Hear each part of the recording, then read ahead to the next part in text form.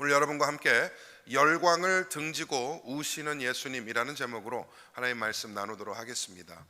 종려주일을 맞습니다. 종려주일은 예수님의 예루살렘성 입성을 기념하는 주일이죠. 여러분 잘 아시는 것처럼 예수님이 예루살렘에 들어오실 때 수많은 군중들이 나와서 종려가지 나무를 흔들면서 호산나 호산나 주님을 찬양했습니다. 환영했습니다. 환대했어요.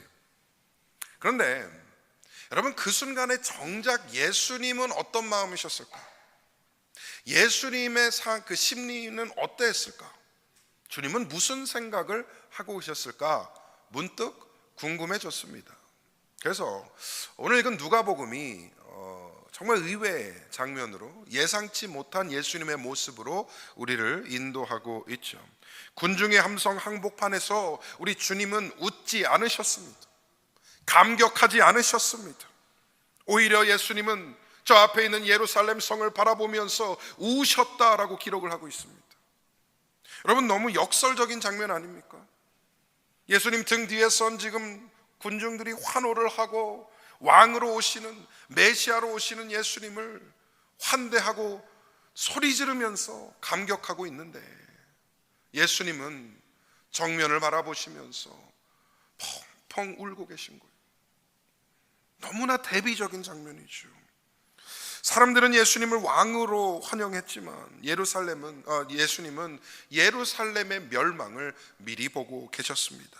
사람들은 승리를 기대했지만 주님은 심판을 보셨던 것이죠.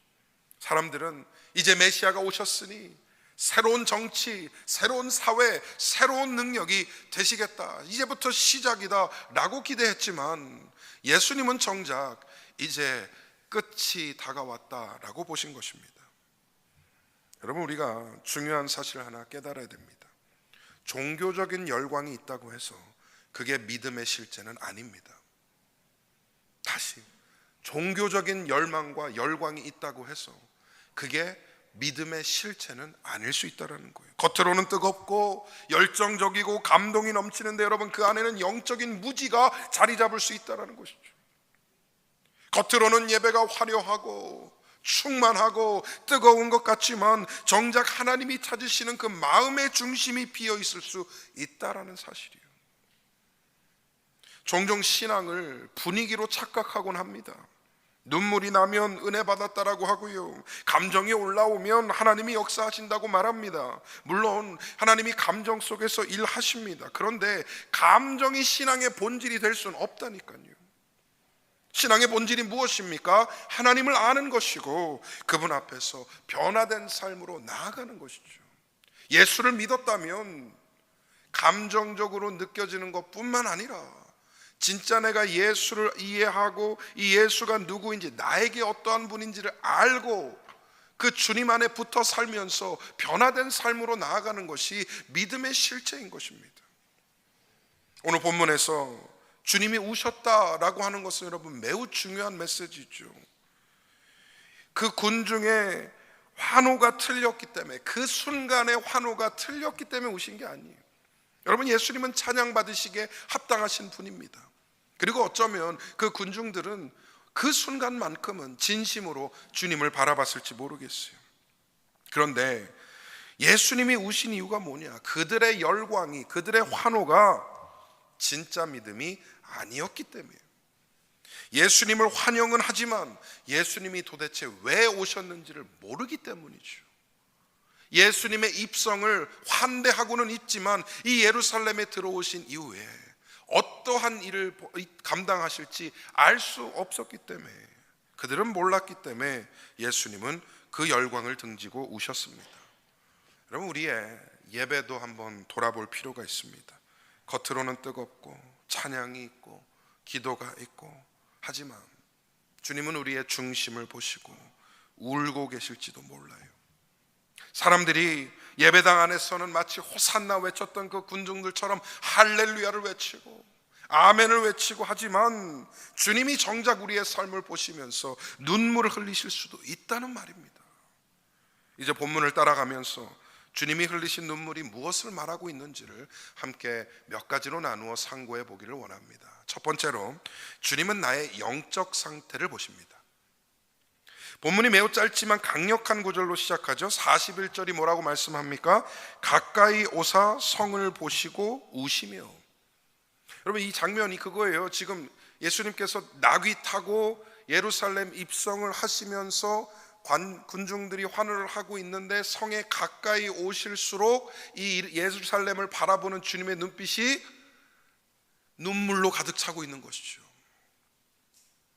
예루살렘 성을 보시며 웃었다 그러는데, 여러분, 무엇을 보며 우셨을까요? 그 성벽, 그 안에 있는 성전, 그 안에 있는 성문들, 건물이나 도시의 규모를 보고 우셨던 걸까요? 아니죠. 예수님이 보신 것은 무엇이냐? 예루살렘의 영혼이었던 겁니다. 그들의 신앙의 실제, 그들의 마음 상태를 보시면서 우셨던 거예요. 사람들은 착각했죠. 예루살렘을 거룩한 도시라고 인식했습니다. 민족의 중심이고 하나님께 예배를 하는 이 성전이 있는 곳, 역사가 있는 도시, 영광이 있는 도시라고 보았습니다. 그런데 오늘 주님은 전혀 다르게 보시는 거죠. 종교는 있지만 믿음은 없는 도시, 제사는 있지만 회개는 없는 도시, 율법은 있으나 은혜가 없는 도시, 성전은 있으나 하나님을 거부하는 도시. 이것이 주님 보시는 예루살렘의 실체였던 겁니다. 여러분, 주님은 지금도 저와 여러분을 살피십니다. 보고 계십니다. 믿으십니까? 주님은 우리의 겉모습을 보지 아니하세요. 우리의 포장된 신앙을 보지 않습니다. 주님은 우리의 속사람을 보고 계신 거예요. 우리의 영혼을 꿰뚫어 보고 계십니다.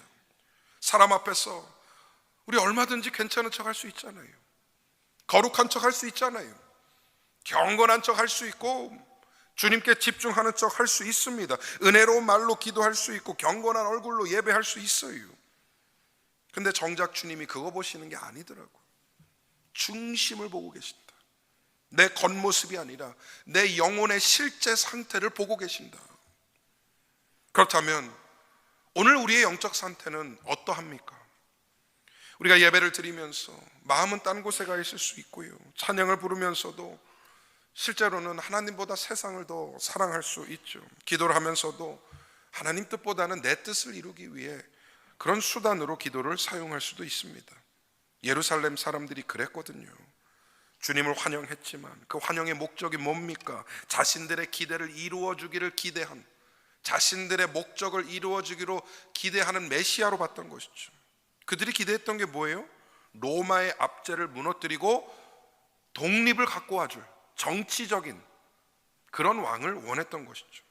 그들은 십자가를 지는 메시아가 아니라 왕자 위에 앉은 메시아를 원했습니다.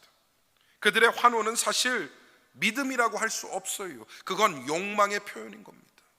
그들의 호산나, 그 마음을 실체로 돌아보면 그들은 사실 믿음이 아니라 욕망으로 그것을 이루었다는 거예요. 주님을 믿는다고 하지만 때로는 내가 원하는 것을 이루어 주시는 주님만 믿는 그런 신앙의 모습들이 있지 않은가 돌아봐야 합니다. 우리 신앙이 하나님 중심이 아니라 나 중심이 되면 그 신앙은 열광은 있을지 몰라도 진짜 생명은 없게 되는 것입니다. 예수님은 그 모습을 보시고 우실 것입니다. 근데 주님의 눈물이 분노의 눈물일까요? 긍휼의 눈물일까요? 불쌍해서 우시는 걸까요? 화가 나서 우시는 걸까요? 긍휼의 눈물이죠. 불쌍해서 우시는 거예요. 이러면 안 되는데, 저렇게 되면 안 되는데, 이제 곧 멸망이 다가왔는데, 그들을 향한 긍휼 가운데 우셨던 겁니다. 주님은 심판하시기 전에 우세요. 긍휼을 베풀어 주세요. 동시에 그 눈물은 명백한 경고로 우리가 볼 수 있어야 합니다. 주님이 오신다는 것은 뭐예요? 지금 우리 상태가 매우 위험하다는 상태인 것이죠. 사랑하는 갈보리 사랑교회 성도님들, 오늘 주님이 내 삶을 바라보신다면, 오늘 주님이 내 영혼을 꿰뚫어 보신다면 우리 주님은 웃으실까요? 아니면 우실까요? 대답하기 힘들죠. 주님이 웃을 수 있기를 축복합니다. 주님이 여러분의 삶을 보면서, 여러분의 영혼을 보면서, 아, 그래도 몸부림치고 있구나. 아, 그래도 예배하고 있구나. 그래도 기도하며 하나님을 바라보고 있구나. 부족하지만 연약하지만 하나님을 쫓아가는 그 삶을 살려고 노력하고 있구나.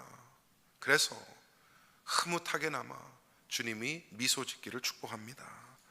예수님을 보면서 환호하는 팬이 되지 마시고 진정한 제자 되시기 바랍니다. 예수의 팬이 아닌 예수의 제자로 살아가시기를 간절히 소망합니다. 두 번째로 진정한 평화를 추구해야 합니다. 예수님의 눈물이 단순한 감정이 아니에요. 구체적인 말씀으로 이어지고 있죠. 42절 말씀 우리 한번 같이 읽어보겠습니다. 시작. 이르시되 너도 오늘 평화에 관한 일을 알았더라면 좋을 뻔하였거니와 지금 내 눈에 숨겨졌도다. 아멘. 그러니까 이게 예수님이 우신 이유입니다. 이것 때문에 우신 거예요. 예루살렘이 뭘 몰랐기 때문에 평화에 관한 일을 알지 못했기 때문에 우시는 거죠. 여기서 말하는 평화라는 게 뭘까? 이 문장의 의미가 무엇일까요? 세상이 말하는 평화는 절대 아닙니다. 예루살렘 사람들이 원했던 평화는 무엇이에요? 로마의 압제에서 해방되길 원했고 독립하길 원했고, 그들에게 평화라는 것은 전쟁이 끝나고 정치적인 독립을 이루는 것이었죠. 그런데 예수님이 말씀하시는 평화는 그게 아니잖아요. 주님이 말씀하시는 평화는 하나님과의 관계에서 오는 평화입니다. 즉 이 문장의 평화는 구원의 문제를 다루고 있는 거예요. 구원의 문제를. 죄로 인해 하나님과 원수되었던 우리 사이에 하나님과 화목하게 되는 그 평화를 얘기하는 겁니다. 성경이 이 평화를 화목이라고 부릅니다. 우리가 하나님과 화목하게 될 수 있는 길은 오직 하나입니다. 오직 예수 그리스도의 십자가인 줄 믿습니다. 우리는 스스로 하나님과 화목을 이룰 수 없는 존재들이에요. 죄 있는 죄인이 죄가 없으신 창조주와 어찌 스스로 화목할 수 있겠어요? 죄를 미워하시고 죄와 공존하실 수 없는 하나님이신데 유일한 길이 십자가였습니다. 그 죄값을 대신 치르시고 그 의를 우리에게 전가시켜 주심으로 하나님과 화목하게 할 수 있는 그 제물이 되셨던 것이죠. 그런데 이런 평화를 주시기 위해 주님이 오셨어요. 예루살렘으로 지금 나귀 타고 들어가시는 이유 자체가 이 평화를 선포하고 이 평화를 이루시기 위해잖아요. 그런데 예루살렘 사람들이 원하는 건 무엇이었습니까? 아니죠. 군대를 끌고 와서 로마를 무찌르고 그걸 원했던 거예요. 근데 주님은 십자가 위에서 자신의 몸을 찢어 피 흘리심으로 주는 그 평화를 이루시기를 원했습니다. 사람들은 그 평화를 원하지 않았어요. 그들은 회개하고 죄를 버리는 평화를 원치 않았습니다. 그들은 십자가를 통한 구원의 평화를 원하지 않았어요. 그들은 오직 내 삶이 편안해지는 평화를 원했던 것이죠. 예수님을 환영은 했지만 예수님을 이해하지는 못했습니다. 주님이 너도 오늘 평화에 관한 일을 알았더라면 좋을 뻔하였거니와 라는 이 말에는 주님의 탄식이 담겨져 있는 것이죠. 너희가 정말 하나님의 평화를 알았더라면 내가 누군지 알았을 텐데, 너희가 정말 용서와 구원을 구하는 그 평화를 알았더라면 내가 이루고자 하는 이 십자가를 이해했을 텐데 안타깝도다, 안타깝도다. 그럼 우리도 같은 실수할 수 있습니다. 평화를 구하잖아요. 가정의 평화, 경제적인 평안, 건강의 평화, 자녀의 평화, 교회의 평화 구합니다. 그런데 종종 착각을 하죠. 요 문제가 없어지면 내가 평안할 것이다. 이 돈이 생기면 내가 평안할 것이다. 관계가 좋아지면 평안할 것이다. 문제 중심적으로 생각을 합니다. 그런데 여러분, 그런 것들이 우리의 삶에 진정한 평화를 가져다 줄 수 있을까요? 물론 잠깐 좋긴 하겠죠. 근데 그게 없어지는 순간 또 다른 수렁으로, 더 깊은 수렁으로 빠지게 되는 것 아닙니까? 그래서 성경이 말하는 평화의 본질은 어떤 것이냐? 하나님 앞에 바로 서는 데서부터 오는 평화를 누리셔야 합니다. 믿으시면 아멘. 주님이 주시는 평화는 환경의 평화가 아니에요. 영혼의 평화입니다. 예수님이 주시는 평화는 외적 조건에서부터 오는 것이 아니라 내면의 회복으로부터 일어나는 진정한 평안인 것이죠. 세상이 주는 이 평화는 조건적이잖아요. 그럼 잘 아시잖아요. 항상 뭐가 있어야 주어지더라고요. 세상의 평화는 돈이 있어야 평안해요. 그죠? 건강이 있어야 평안해요. 일이 잘 돼야 평안하고 성공이 있어야 평안합니다. 그래서 세상이 주는 평안은 언제든지 무너질 수 있는 것이죠. 있었던 재물이 순식간에 사라질 수 있는 것이고, 오늘 내가 누렸던 건강이 내일은 사라질 수 있는 것이고, 오늘까지 성공적이었던 내 삶이 내일은 달라질 수 있는 것이잖아요. 근데 주님이 주시는 평안은 완전히 다릅니다. 폭풍 속에서도 흔들리지 않는 평안이에요. 문제 앞에서도 무너지지 않는 평안입니다. 눈물은 있을지 몰라도 마음이 무너지지 않는 평안. 십자가를 지는 그 길에서도 하나님이 함께 하신다면 나는 괜찮다라고 여기는 평안. 그래서 오늘 종료주일의 메시지는 명료합니다. 진짜 평화를 원하신다면 예수님을 내 뜻대로 이용하지 마시고 예수님의 뜻대로 따라가시기를 바랍니다. 예수님은 우리의 삶을 편하게 만들어주는 그런 세상의 왕이 아닙니다. 우리의 죄를 해결해 주시는 우리의 구주 되십니다. 예수님을 왕으로 모신다는 것은 예수님을 내 계획을 돕는 조력자로 본다는 것이 아니라 내 삶을 이끌어 가시는 주인으로 모신다는 것이죠. 예수님 안에서 참된 평화를 누리시는 저와 여러분이 되기를 간절히 축복합니다. 마지막 세 번째로 주님의 보살핌 속에 거해야 합니다. 예수님은 예루살렘을 향해 더 무거운 말씀을 하세요. 본문 43절, 44절 우리 한번 같이 읽어보겠습니다. 함께 읽어보겠습니다. 시작. 날이 이를지라 내 원수들이 토둔을 쌓고 너를 둘러 사면으로 가두고 또 너와 및 그 가운데 있는 내 자식들을 땅에 메어치며 돌 하나도 돌 위에 남기지 아니하리니 이는 내가 보살핌 받는 날을 알지 못함을 인함이니라. 아멘. 이 말씀 무너진다, 메어친다, 이 말씀들은 단순한 비유가 아니에요. 메타포가 아닙니다. 실제로 예루살렘 성이 AD 70년에 로마에 의해서 완전히 파괴당해요. 로마가 예루살렘 성을 들어와서 모든 것을 파괴하기 시작하는데 성전이 무너졌고요, 수많은 사람들이 죽었고요, 도시 전체가 폐허가 되었습니다. 근데 예수님이 그것을 미리 보신 거예요. 그러면서 원수들이 토둔을 쌓고 사면으로 둘러싸고 무너질 것이다 라는 이 말씀이 실제로 이루어지게 된 것입니다. 근데 여러분, 마지막 말씀에 집중해야 합니다. 이는 내가 보살핌 받는 날을 알지 못함을 인함이니라. 보살핌 받는 날을 알지 못함이니라. 여기서 보살핌이라는 말을 원어 헬라어로 보니까 하나님의 은혜로운 찾아오심, 하나님의 방문이라고 보더라고요. 그런 의미이더라고요. 그래서 영어 성경을 보니까 내가 보살핌 받는 날을 어떻게 번역을 했느냐, God's coming to you라고 그래요. 너에게 하나님이 오심을 얘기합니다. 그리고 옛날 성경 개역 한글 성경에는 뭐라고 번역을 했느냐, 하나님의 방문하심의 때라고 번역을 했었어요. 그러니까 여기서 보살핌의 때를 얘기하는 것은 결국 뭐냐, 하나님이 나를 찾아오신다는 것이죠. 여러분, 예수님이 오신 이 성육신의 본질이 뭡니까? 하나님이 나를 찾아오신 거잖아요. 하나님이 인간을 찾아오신 겁니다. 구원이 인간을 찾아온 거예요. 주님께서 오늘 예루살렘을 찾아오신 겁니다. 그런데 예루살렘은 그 방문을 거절한 거예요. 겉으로는 환호하고 환대했지만 예수님을 믿지 않았어요. 예수님을 이용하려 했지 주님께 순종하지 않았습니다. 그 결과가 무엇입니까? 멸망입니다. 여러분, 이건 단지 역사적인 사건이 아니에요. 이것은 우리에게도 적용되는 영적인 원리인 것입니다. 하나님의 찾아오심을 거절하면 남는 것은 뭐냐? 무너짐이에요. 하나님의 은혜를 외면하면 어떻게 되느냐? 심판이 찾아오게 됩니다. 그러므로 우리는 주님의 보살핌 속에 거해야 합니다. 주님의 은혜로운 찾아오심 안에 머물러야 합니다. 주의 보호하심 안에 거해야 합니다. 문제는 이거입니다. 주님의 보살핌은 원하는데 주님은 원하지 않아요.